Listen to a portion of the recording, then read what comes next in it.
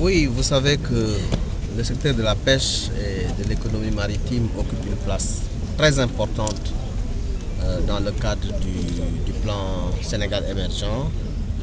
La pêche contribue beaucoup dans l'économie de notre pays et l'économie maritime également. Vous savez que le Sénégal est très bien doté en matière de côtes. Nous avons 718 km de côtes à surveiller.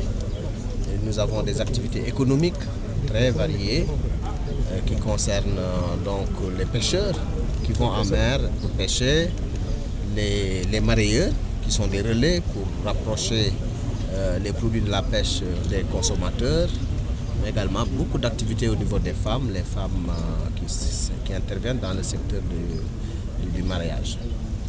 De ce point de vue-là, ce que j'ai pu constater ici à Saint-Louis, c'est qu'il y a des acquis, certes, mais il y a beaucoup de choses à faire, notamment la modernisation de l'exploitation des femmes qui évoluent dans la transformation des produits de la mer. Il est heureux aujourd'hui, nous pouvons l'annoncer, que M. le Président de la République a décidé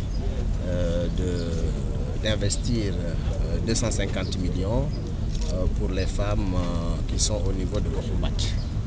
Évidemment, pour les autres aussi, ça va suivre, mais c'est un projet acquis qui va démarrer très bientôt.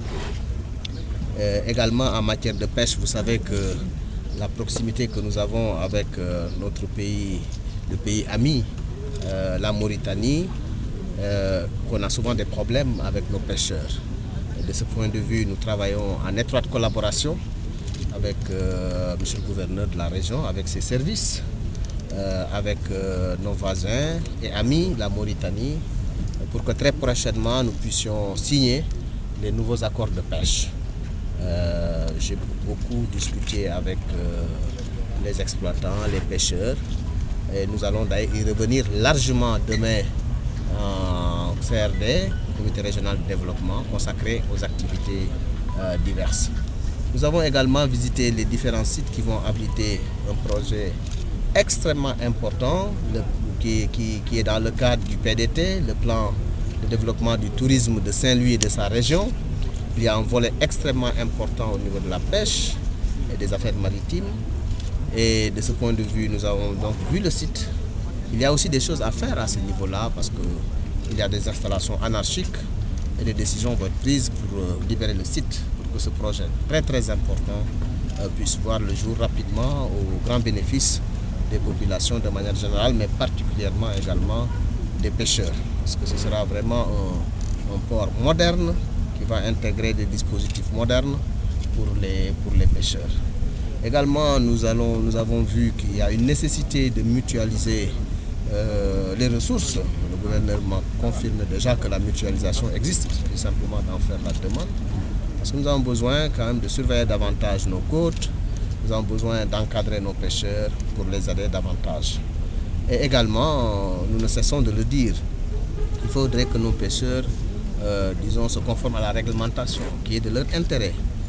Mettre les gilets de sauvetage et également nous sommes en train de travailler sur des projets de géolocalisation des embarcations pour qu'en cas de difficulté en mer, l'on puisse venir donc leur porter un secours important. Nous avons également profité de cette occasion pour parler de Ebola. Vous savez que le Sénégal a eu un cas il y a quelques temps. Heureusement, grâce à l'intervention directe de son Excellence, M. le Président de la République Macky Sall, du concours de Madame le ministre de la Santé et de ses services, ce cas a pu être réglé et aujourd'hui nous pouvons affirmer qu'il y a 0 cas Ebola au Sénégal. Mais nous n'allons pas dormir sur nos lauriers, nous allons continuer à faire la sensibilisation dans le cadre de l'hygiène et c'est la raison pour laquelle aujourd'hui également nous avons lancé le programme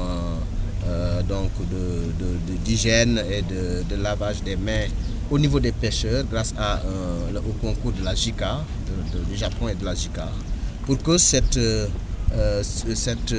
comportements-là puissent continuer. C'est vrai, nous avons 0 cas, mais nous devons augmenter la vigilance pour éviter que cette maladie-là puisse revenir chez nous. Donc voilà ce que nous pouvons dire aujourd'hui par rapport à la situation dans laquelle nous nous trouvons à l'étape ici, au niveau de la capitainerie du port.